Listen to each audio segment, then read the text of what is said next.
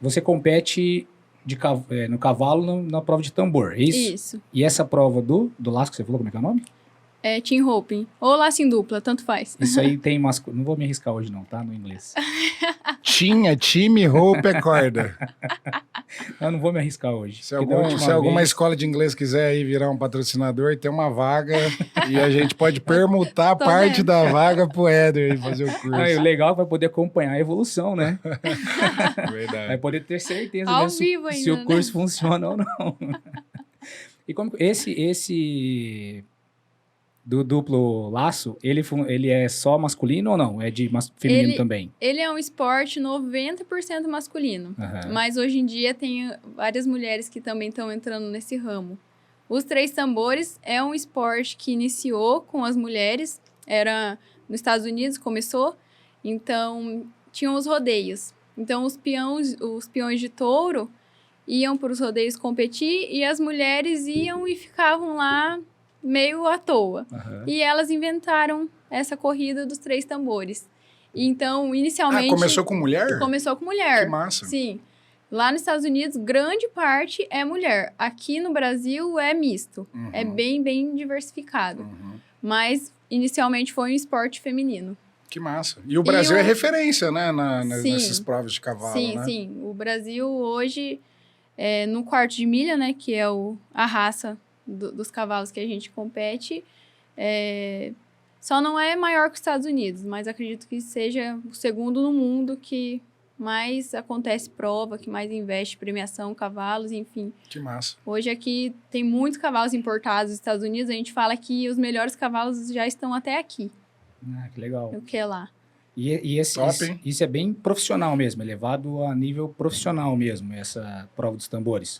Na verdade tem diversas categorias, né? Uhum. Desde o profissional até o mirim, que são as crianças. Entendi. Então é dividido por categoria de idade do cavalo, de idade do competidor, profissional, amador. Então é bem, bem dividido. E você, como que você entrou nesse... Por exemplo, se você tem 40 anos e você quer começar a competir, você corre na categoria Amador Master. Ah, que legal. Então tem toda a divisão. Acho que é semelhante ao esportes, alguns esportes, né? Que é justo também, né? Sim. Eu não sei se quanto mais velho sua performance diminui, eu não sei. Diminui, porque como é um esporte, né? É radical, né? Assim, exige bastante do corpo, né? Enfim. Sim. É um atleta, né? Não, que massa. E você, como que você entrou nesse meio aí Na verdade, o meu pai e meu irmão sempre competiram, fizeram rally. Uhum. Então, eles sempre estiveram no meio de um esporte. E eu sempre acompanhei eles, mas nunca, até fiz alguns rallies, competi, mas eu nunca me encontrei, assim, no esporte. Eu sempre gostei bastante. Eu tentei fazer capoeira, vôlei, basquete, ginástica olímpica. Tentei fazer tudo na minha vida. Tudo. E acabou que eu nunca me identificava, assim, com nada. E um ano eu fui na Expo Londrina, tava tendo um rodeio, e eu assisti, teve a prova dos três tambores. No rodeio, os três tambores é só feminino. Uhum. Então, eram várias meninas. E eu, da arquibancada, assisti, e na hora, assim, nossa, era uma emoção, uma adrenalina, e eu sempre gostei de adrenalina. E eu assisti aquilo e eu me identifiquei, falei, quero começar a fazer isso amanhã. Isso foi no domingo à noite. Na segunda-feira, eu já estava informada, fui aqui em Apucarana, tinha a sociedade rural, e já me matriculei e comecei a fazer aula. Ah, que legal. E ali na cidade rural tem, assim, uma espécie de escolinha, então, que você aprende? Tem. Por uns anos ela ficou desativada, mas hoje em dia ela acontece e tem mais de 50 alunos. É um esporte, assim, eu sou bem horrores. leigo. Para mim, esse tipo de esporte, assim, você tinha que ter seu cavalo, você tinha que, às vezes, ter o seu... Para você começar, você pode começar com um cavalo de escolinha, para você aprender a equitação. Mas para você partir já para as provas, para as competições, você tem que ter seu próprio animal. Sim. Assim, você pode até começar a correr as principiantes, a jovem, mirim, enfim, com um cavalo da escolinha. Mas a partir do momento que você quer ser competitivo, você tem que ter seu próprio animal. Porque, por exemplo, eu sou uma competidora amadora. Eu posso correr a categoria aberta, se eu quiser, que é a categoria dos treinadores. Mas o cavalo ele tem um documento. Então, tudo é registrado na Associação Brasileira do Quarto de Milha. É que nem um cachorro, ele tem um pedigree. Uhum. O cavalo, ele também tem seu documento. Não, entendi. E o documento tem que estar no meu nome.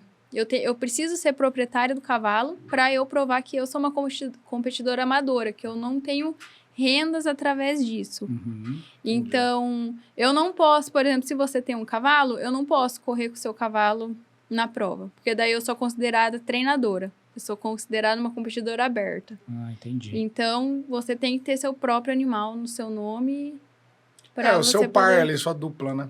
Isso, exatamente. E tem, Que massa. e tem muita diferença de um cavalo? Por exemplo, vamos imaginar que você chega numa prova e aí você vai lá e pega um cavalo que você nunca conheceu. Ou a primeira vez que está vendo o cavalo ali. Tem muita diferença? Ou Ela não? tem que usar o dela, né? Não, mas é um exemplo. Não, Entendeu? mas... O cavalo tem muito de genética, né? Tem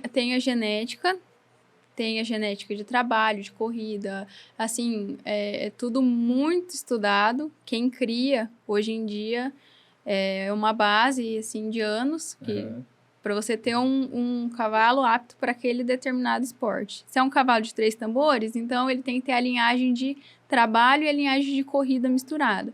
Se é um cavalo de rédeas, apartação, que são essas modalidades que envolvem boi, então tem que ser um cavalo fechado em trabalho. E daí vem, tudo importa, é pai, é mãe, é avós, enfim, tudo muda. Por exemplo, os melhores competidores hoje, quem mais ganha, tem o conjunto com o seu cavalo. Tem, tipo assim, tem treinamento diário, enfim. Mas não impede de você chegar numa prova, você quer experimentar um cavalo. Você vai lá, monta e dá super certo. Uhum. Como também pode ser um cavalo fenomenal, você monta e não se encaixa também com um determinado cavalo. Uhum, Então, acontece isso.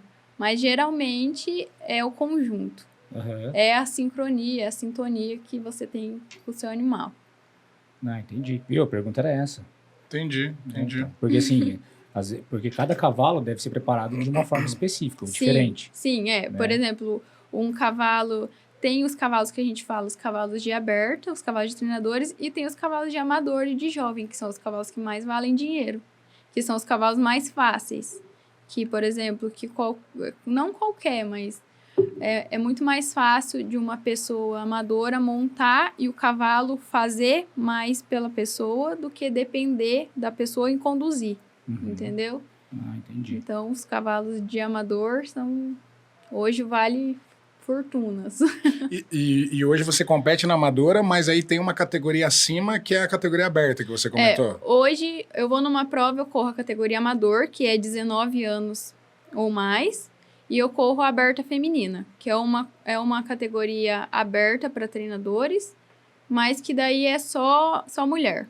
Daí, por exemplo, o feminino tem o peso mínimo de 65 quilos. Então, até peso? Tem o peso. Daí a amador é 75 quilos. Ah, entendi. Daí, por exemplo, 75 quilos a pessoa com os equipamentos, né? A sela, a manta, o freio, enfim. E daí, alguns anos atrás, eu poderia correr amador principiante, que daí você vai somando pontos, né? Então, tem amador principiante e tem amador light. Então, você passa por essas duas categorias até você correr só amador, né? Entendi. Daí você vai pontuando. São níveis, né? E faz quantos anos que você está correndo? Faz 10 anos. Faz 10 anos já? 10 anos. Nossa.